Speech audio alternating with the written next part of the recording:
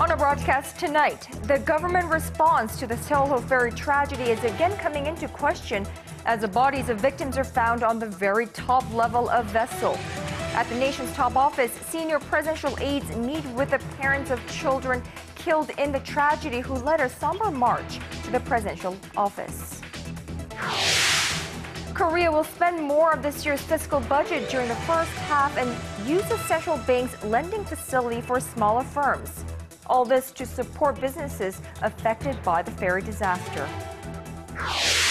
And over in Nigeria, another attack blamed on Islamic insurgents leads to dozens more killed. This as the nation awaits action on the more than 200 teenage girls and young women who were abducted nearly a month ago. Early edition begins now.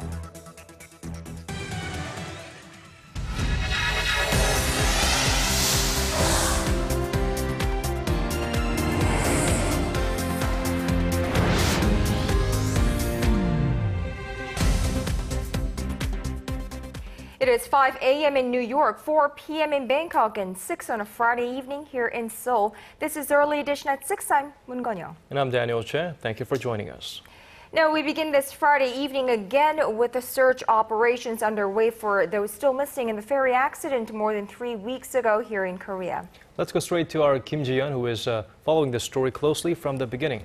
Now, Jiyeon, what we're learning today is again calling into question the government's initial response to this disaster. That's right. Findings suggest some of the victims tried to escape the sinking ferry right up until the moment it completely went underwater. Rescuers overnight found bodies at one of the cabins located on the 5th floor that was only accessible to the crew members and was initially thought not to be occupied by any passengers. More than 10 bodies were found in the same floor's lobby, presumed to have attempted their escape and find higher locations as the waters filled up the ferry.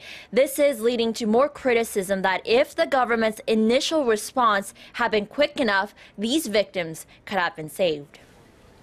And not surprisingly, anger among the victims' families growing by the day, by the hour. Some led a march to the front gates of the presidential office of Cheongwadae on Thursday. That's right, Daniel. The families there want a face-to-face meeting with President Park Geun-hye to discuss their grievances. That request has not been granted, but they are met with the president's office chief of staff. We want to resolve this by having a conversation. You have no idea how long we've been waiting here. The request made by the families also has something to do with the remarks made by the news bureau chief at Korean Broadcasting System, or KBS, Kim Si-kwon, who offered to resign from his post earlier today. Kim is alleged to have made comments that downplay the scale of the Sewol-ho ferry disaster, saying that the number of people killed in the ferry sinking pales in comparison to the number of people who die in traffic accidents every year. Now, Jiyeon, let's shift our focus now to the investigations. There is evidence that proves that the de facto owner of the ferry operator was, in fact, involved in the ferry sinking. Right. The investigative team says the de facto owner of the ferry operator, Yoo Byung-won, was active in the management of the Cheongjin Marine Company. It found that the ferry operator paid Yoo around $9,800 a month in wages and consultation fees from March 2013 up until February this year. And up until now, Yoo has denied his involvement in the management of operations in the ferry. And to prove that he was liable for the sinking, authorities had to work their way up to uncover evidence that he was actually involved with the company itself. And now that the authorities have obtained evidence that suggests he was, prosecutors are expected to charge him for company mismanagement and upholding safety standards. They plan to summon him for questioning next week. I'll be back with more updates in later newscasts. So more than 3 weeks have passed since the Sewol-ho ferry sank off Korea's southwestern coast. The tragedy has hit pretty much everyone in the country, and to address rising economic impacts from the disaster, President Park and her officials are seeking ways to maintain the livelihoods of those affected financially. Our Choi Yoo-sun has the details.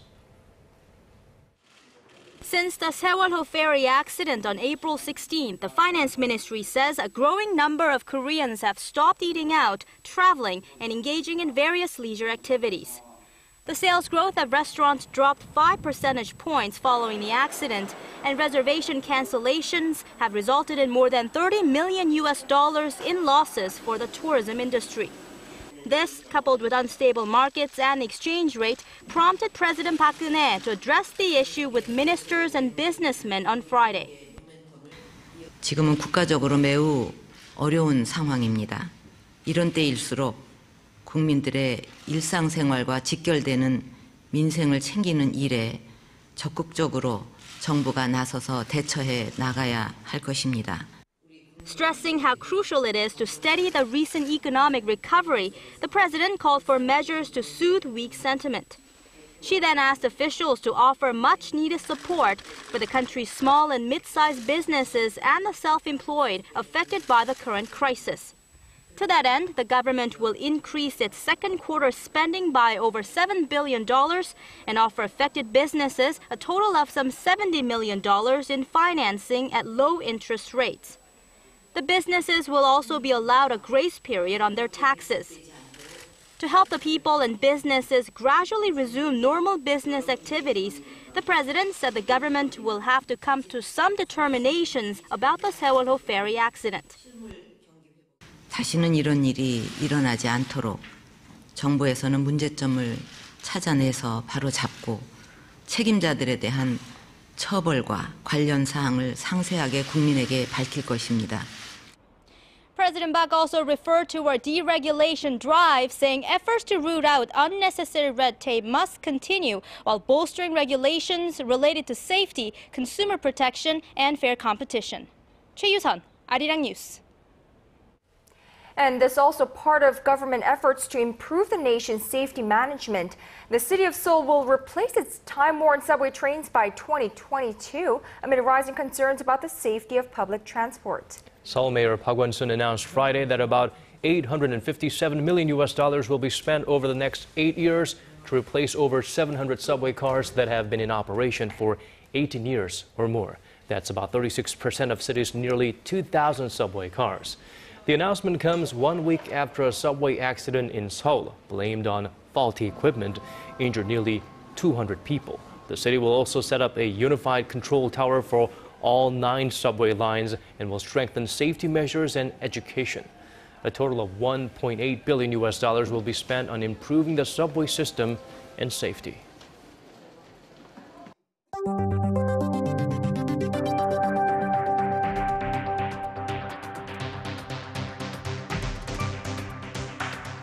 Korea's central bank left its key rate unchanged at 2.5% for the 12th straight month in May, calling the current interest rate sufficient to support the pace of economic recovery. But as our Hwang Ji-hye reports, the Bank of Korea has also signaled that a rate hike may be in the works.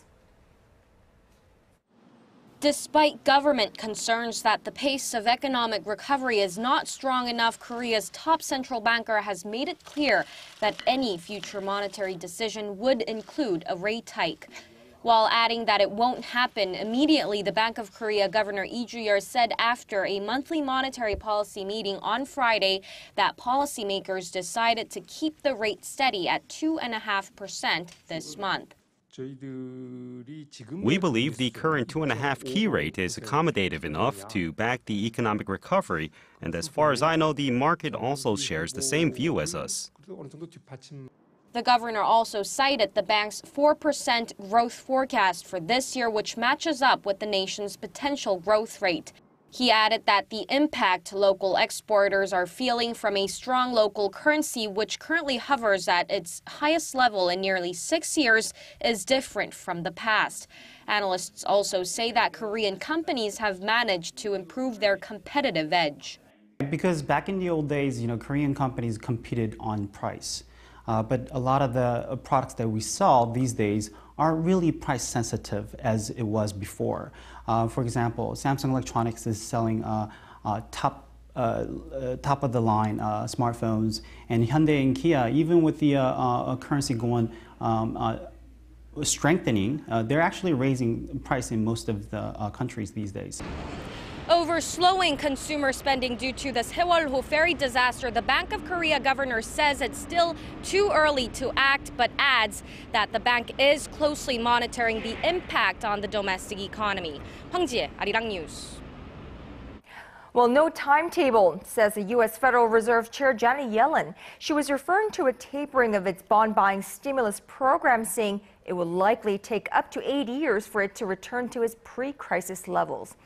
Now, Yellen said that no decision has been made on the central bank's swollen portfolio of assets, which has ballooned from $800 billion in 2007 to $4.5 trillion today. The Fed chair also said the central bank could sell off accumulated mortgage-based bonds and stop reinvesting funds on expired assets, which in turn will run off the balance sheet naturally. Now, 3 rounds of asset purchases were made to stimulate the economy in the wake of the 2008 financial crisis. Still unsatisfied, the Fed is adding $45 billion in bond purchases every month.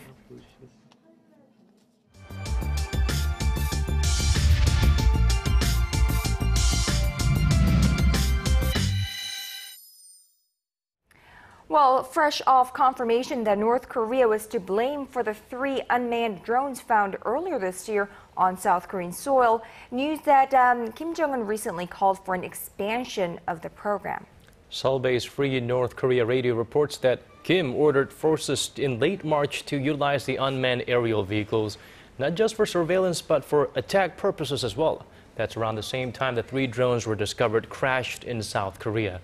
The UAVs took hundreds of pictures of key military and government facilities, and the North is believed to have flown dozens more back and forth across the border that went undetected. Now, South Korea's Joint Chiefs of Staff, meanwhile, condemned the North on this Friday for the recent drone infiltration, calling it a violation of Korea's armistice agreement and their non-aggression pact. And more vile comments out of Pyongyang only. Instead of aiming their hate speech at President Park Geun-hye, the target this time was U.S. President Barack Obama. One day after North Korean state media referred to President Obama with some ridiculous names that I refuse to mention in this newscast, U.S. National Security Council spokeswoman Caitlin Hayden called the hate speech ugly and disrespectful. Right, the White House usually ignores most of the propaganda out of the North, but this time they responded pretty quickly. Pyongyang attacked President Park Geun-hye in similar fashion last month after her summit talks with U.S. President Obama here in Seoul. Meanwhile, more winds of change are blowing through Pyongyang. The North Korean regime has a new number 2 under Kim Jong-un. For a look at what the reshuffle may mean, let's go live to our Unification Ministry correspondent Hwang Sung-hee at the News Center. Sung-hee, Kim Jong-un recently promoted Hwang Byung-seo, who is now the 2nd most powerful figure within the regime. It's his 3rd number 2 since December. So is this another sign of possible instability within the regime? Not quite, Daniel. When Kim Jong-un executed his uncle Chang Sung-taek 6 months ago, there was speculation of a power struggle within the regime, but there haven't been any signs of such an internal strife since then. Instead, the rise of Hwang Byung-seo as North Korea's new military Politburo chief is being seen as a continuation of Kim Jong-un's attempts to solidify the party's control over the military.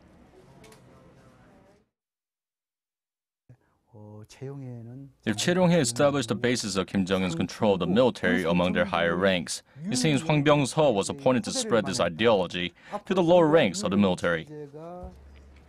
The military Politburo chief oversees the political and philosophical affairs of the military in a regime where ideology reigns supreme. Hwang's career has been with the Workers' Party of Korea, meaning he is a former party official, not a military man. Now that's noteworthy since Hwang has been appointed as the military's highest-ranking link to the party. So going back to your question, Daniel, Hwang's appointment is likely intended to help the regime gain better control over the military, not as a response to instability within the regime. No, Sung-hee, I think we stand inevitable that we compare Kim Jong-un to his father Kim Jong-il and grandfather Kim Il-sung, and Compared to them, he seems much more impulsive when it comes to personnel changes. Why is that so? Well, given North Korea's history and Kim Jong-un's age, he could realistically rule for another 30 to 40 years. Now, personnel changes are common in dictatorships, and it's important to remember that the young leader is still in the very early stages of creating a so-called Kim Jong-un-style North Korea.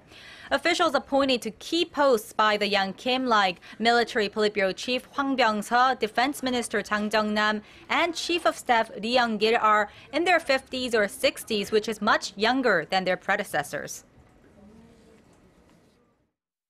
With the elimination of former figures within the Kim Jong-il era and the rise of new figures, Kim Jong-un is creating a new structure of people that he will have direct control over.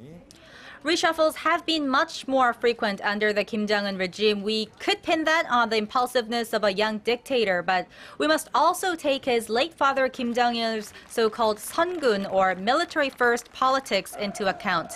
Now, back then, the military held all the power. Now, the young Kim is attempting to rebalance this, appointing officials to posts in the government, party, and military, and giving them a certain degree of power and responsibility that's relevant to their positions.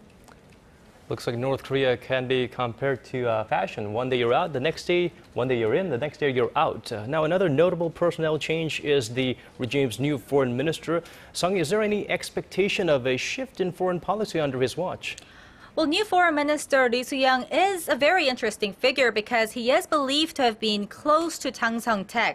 Most of Jang's close aides fell from power, but Lee was one of the exceptions, actually being promoted to a higher rank. Now, Lee was a long-time North Korean ambassador to Switzerland and reportedly took care of Kim Jong-un when he attended school there from 1998 to 2000. Experts say Lee was likely promoted because of his special relationship with the young leader or because North Korea wants to improve ties with Europe.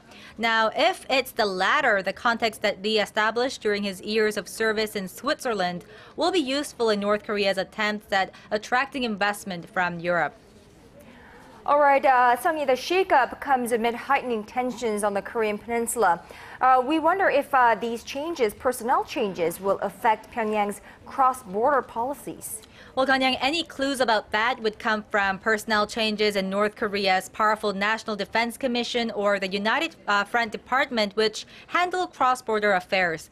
The heads of both departments remain intact, and another key post that has a role in cross-border ties would be North Korea's Red Cross, and there have been no significant changes there either. Now, experts say for now, North Korea's nuclear test is the biggest factor that could jeopardize inter-Korean relations. Sung-hee on that update on the latest reshuffle and changes in North Korea.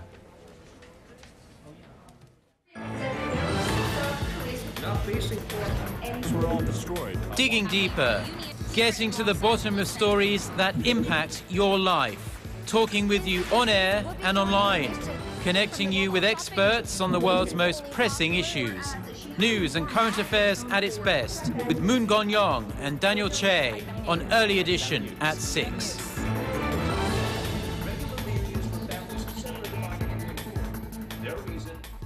The United States is moving closer to reviewing South Korea's request to delay a transfer of wartime operation control from Washington to Seoul. The U.S. House Armed Services Committee passed the National Defense Authorization Act of 2015 on Wednesday.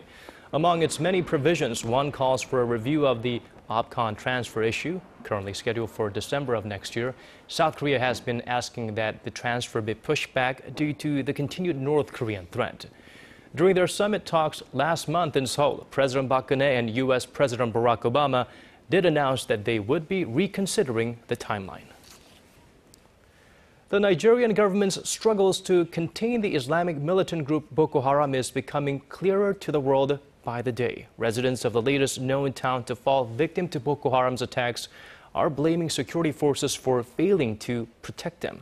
Our Shin Se-min has more. In the latest evidence that the Nigerian government is losing its battle against the Islamic militant group Boko Haram, at least 50 bodies have been recovered in the Nigerian town Gamboru, victims of an attack carried out by Boko Haram. Surviving residents of the town say the death toll is more than 300, while government officials say the number is likely closer to 100.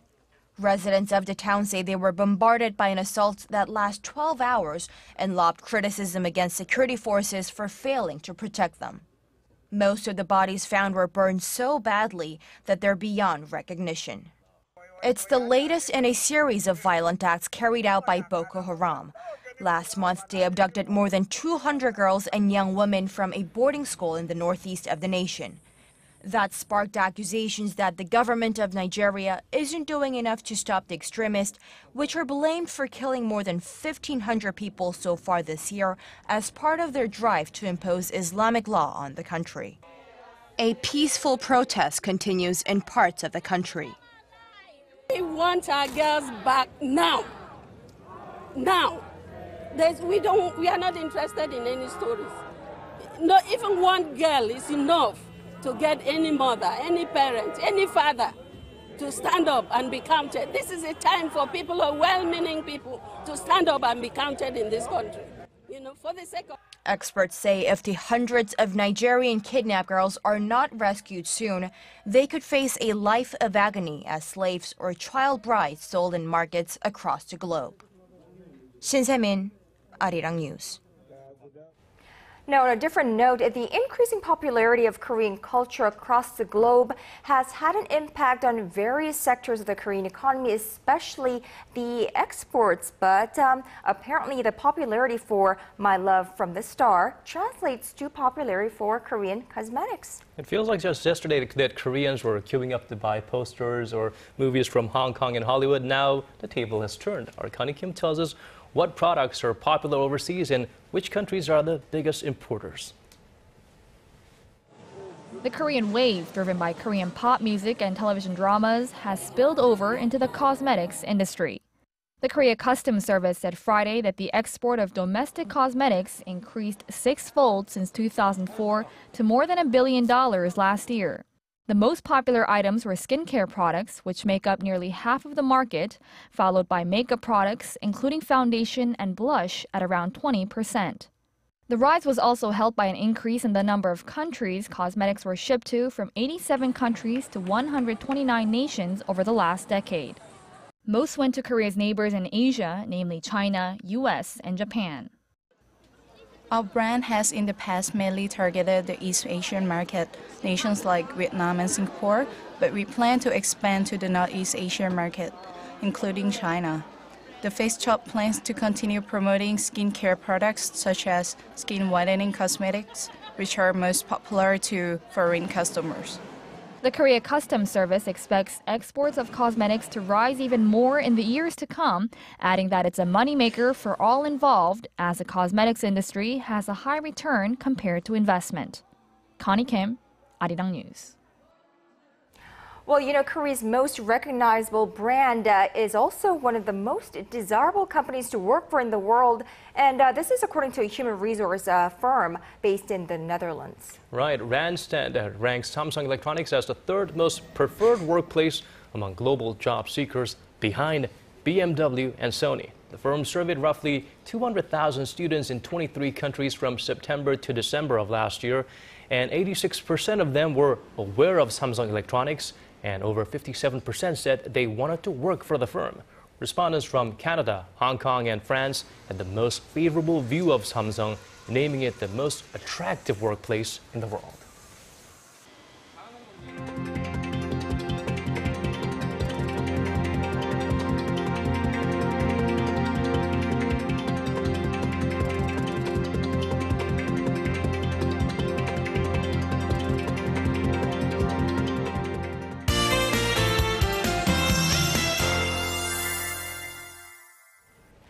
Time now to get a check on the weather conditions, and for that, let's go over to our Michelle Park. Michelle, it was a beautiful day here in Korea today. That's right, with highs rising as high as 24 degrees here in the capital, but the temperature have been dropping as the day has progressed. And in the eyes of our liaison to Mother Nature, how is our weekend looking, Michelle? Well, tomorrow we can expect much warm and sunny day, and it'll feel like early summer with temperatures rising up to 27 degrees here in the nation's capital. Now, however, we're expecting rain on Sunday night, which will continue until Monday evening. This rain will bring down our daytime highs to below 20 degrees. Now, going over to our temperature readings, Seoul tops out at 11 before reaching up to 27 in the afternoon. Meanwhile, the southern cities such as Daegu and Busan will peak up to 26 and 20 degrees. Now moving over to other regions, Jeju Island tops out at 22, while Dokdo peaks at 19, while Mankumgang tops out at 16. Well, as for the weather in Shindo, we can expect similar conditions as today with clear skies. However, strong tides and rain are expected over the weekend, which could hamper the search efforts. Well, that's all I have at this moment. I'm Michelle Park, and back to you guys.